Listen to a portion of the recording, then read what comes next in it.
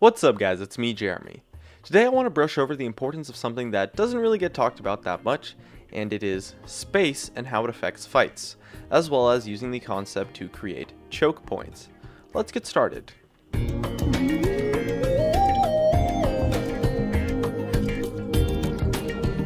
Now it kind of goes without saying, but space in League is pretty much just the area you have all around you. Some areas you'll have a lot of space like when you're in lane, and others you will have a lot less space like when you're in the jungle. Things like walls and bushes really limit space overall. Now in general, there are two different kinds of space: aggressive space in front of you and defensive space behind you. Space influences three major things in fights: initiations, kiting, and positioning. For initiations, they're simply just not possible if you don't have enough aggressive space.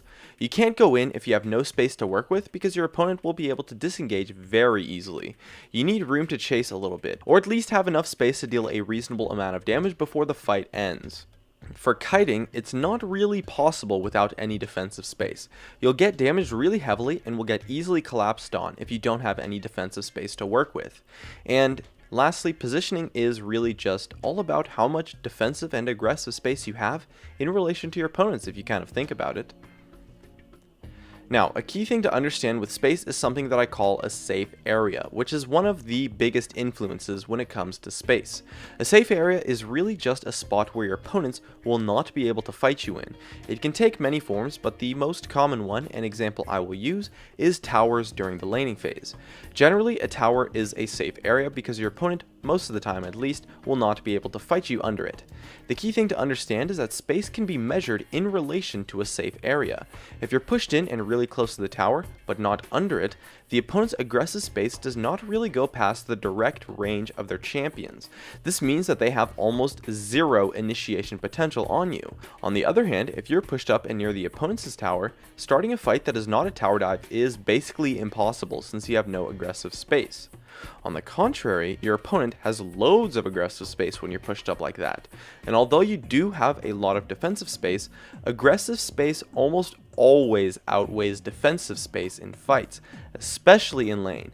And the reason for this is because when you have too much defensive space between yourself and a safe area, disengaging from a fight becomes really difficult if the opponent has a reasonable amount of chase potential onto you. This is the key factor that pushing a lane has in terms of fighting in lane. When you push in your lane, you give up your aggressive space in exchange for pressure and poke. Fighting becomes pretty much impossible with the exception of small trades and some poke here and there. So on a champion that you are trying to all in with, pushing the lane will almost always be a bad idea. For teamfights, safe areas can be a little bit more difficult to come by, and are often simply created by your team protecting you instead of a turret or something like that. And this leads me into my next point, which is controlling space and choke points. Now a choke point is an area where the opponent has little to no defensive space. It's where they have no room to kite, making disengaging impossible and creating picks in that location very easy, since aggressive space will still be abundant. The most common choke points take place in the jungle. With all of the walls surrounding in the area, it's really difficult to kite effectively in the jungle, since defensive space is really lacking. Other choke points on the map do take place where there is little space and walls nearby.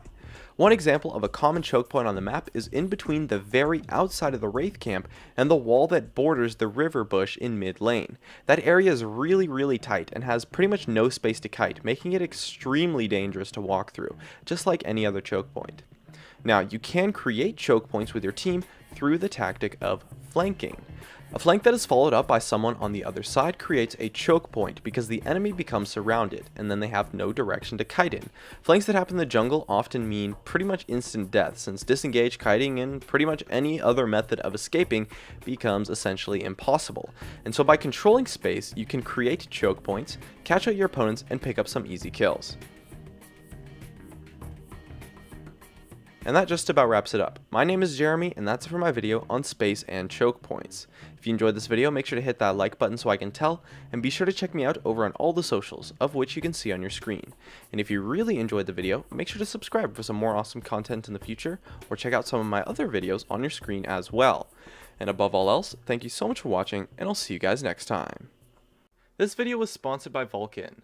Fantasy draft the LCS for money and win big. Or play for free and win some pocket change. Use the code GamingCurios to support me, and Vulcan will match all deposits you make up to $1,000.